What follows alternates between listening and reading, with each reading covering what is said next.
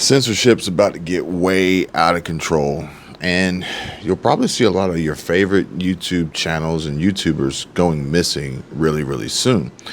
And this will be worse than the Kingdom Reacts demonetization live stream confession that I shared with you guys on a previous video, because YouTube is working on a collab, apparently, seems like, with Grant Cardone, and they're going to 10x this next wave of suppression and creator wipeout right before September 23rd and October 4th, which are important dates to remember, and also the next presidential election.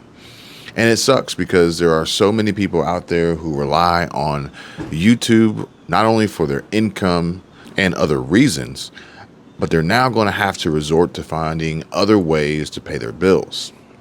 But the plus side is that they're already familiar with tech, live streaming, editing, uploading, creating thumbnails, and clickbaiting their audience for views and ad revenue. Now, all they have to do is jump on TikTok and live stream, or maybe head over to Twitch to gain viewers' attention, and of course, make sure to promote all their links and check out their OnlyFans websites and other paywall sites to generate additional revenue and income. I mean, shit, if you think about it, if it works for Susanna Gibson and her her husband, then it can work for anyone else with a hot wife too, right?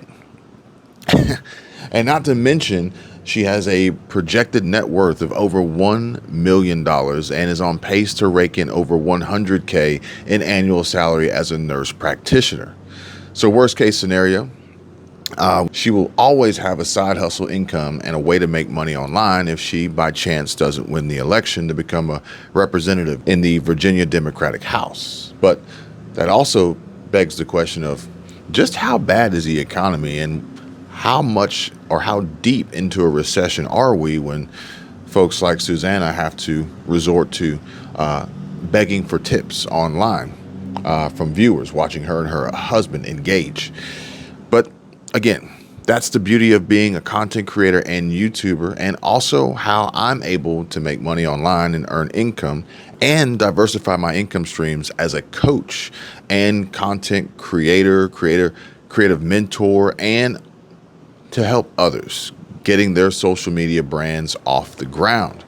And after seeing how well leaked video live streams of being intimate can help boost searchability, keyword strength, and viewer engagement, I'm almost kicking myself for not having leaked this footage of me and my wife sooner. So here, take a look. So we were going to make an event of this and go through a little bit of torture to go inside this van and see what kind of situation we got. But instead, we're just gonna survey the damages and then build a. Have the stuffed animals she had to have. Everything she had to have is chilling back here. There's a pack of gum and some makeup. Man. Oh Lord, I hope there's nothing in the sink. I'm not opening that. I don't know. It's just a bag, I think. I can't be positive. I'm pretty sure it's just a bag. So we just gotta come here. We got some AC blowing. We just gotta come here. And oh, from up front, not back here. And bring, well, that's a heat. That joker never did work. Don't even waste the time. Look how dusty it is. It was like that when we left them. Oh man, come on guys. What did you really expect me to show you there? Or better yet, maybe I should be asking you a much better question of what do you want to see?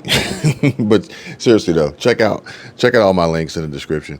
But I think that one of the best parts about starting YouTube channels and being a YouTuber and content creator is the creative expression and connecting with an audience like you all.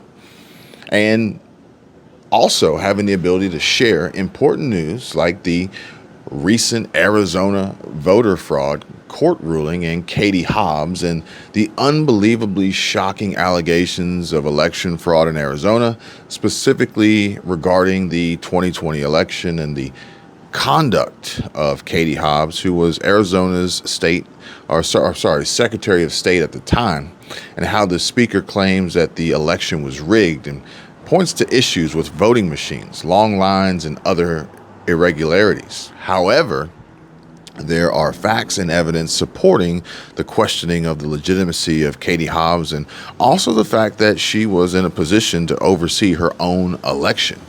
And I've heard from you all, the community, Carrie Lake, and so many others expressing frustration with the alleged cheating and calls for accountability, suggesting that individuals involved should face consequences akin to a reported case of a Democrat election fraudster facing legal repercussions, which is good reason for us all to be so critical of our electoral process. And we must demand that justice is needed to ensure fair elections.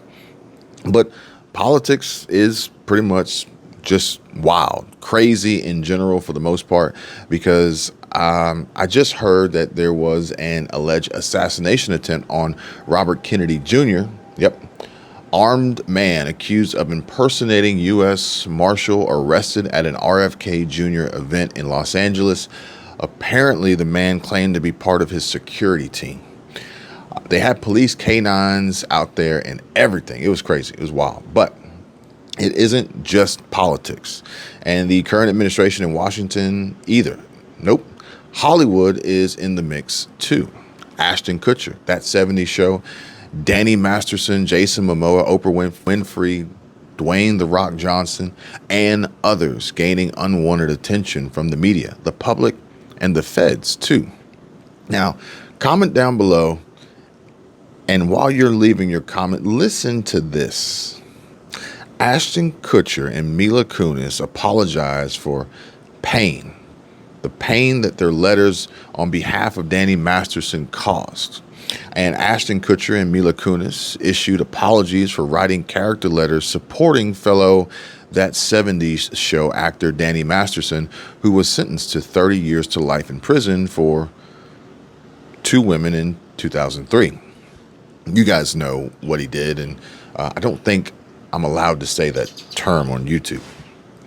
So the couple expressed regret for any pain their letters may have caused, apparently letters they wish no one had ever read. And the pain that these letters have caused the victims, and emphasized their intent was not to undermine their testimonies. And they explained that they were approached by Masterson's family to write these letters describing the person that they knew for 25 years. And Masterson's assault occurred. I'm leaving blanks here because YouTube's got this new policy. Assault occurred in 2003 while he was a prominent figure on That 70s Show. The victims testified that they were drugged and violently blanked in Masterson's home. Ashton Kutcher resigns from his anti-child abuse organization after supporting Danny Masterson and admits he made an error in judgment. Now, again, folks, there is a Patreon. There's a link below. And amongst other things that you'll see there that you won't see on here are videos where we can have these discussions and go in depth on these topics without having to speak in code or censor ourselves in fear of being hidden or completely removed from the platform. But folks, seriously, the situation in Maui just continues to get worse. And there's so many videos uploaded to YouTube daily about Maui, Hawaii, Lahaina, and I've even had some folks reach out and ask me if I could help them get their YouTube channel started so they could capitalize on these money-making opportunities, like showing some of the aftermath, the tragedy and destruction from these wildfires, and also getting ready and prepared for future devastating events that they can be first movers on to gain the most views and attention from, going viral and making a lot of money. And YouTube's advertisers are supporting this and paying top dollar to run ads on these videos 24/7. But allegations and controversies involving celebrities Oprah Winfrey, Dwayne "The Rock" Johnson, and Jason Momoa in relation to a Maui wildfire relief fund continue to circulate. There is an overwhelming expression of skepticism and suspicion, claiming that the relief fund may be a scam, and critiquing Oprah and The Rock for soliciting donations from regular people despite their considerable wealth.